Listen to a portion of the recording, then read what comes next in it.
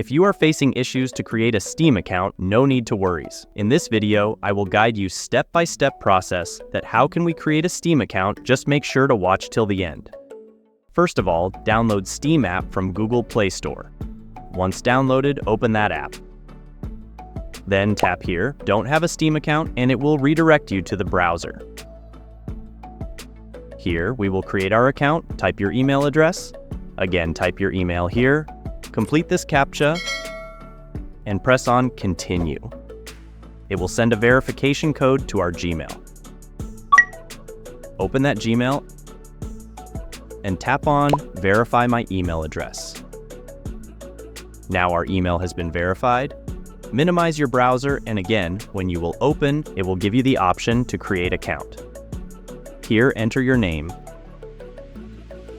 then enter your password, and press on Done. And finally, our Steam account has been created successfully. That's it, guys. I hope you will find this video helpful. Thanks for watching.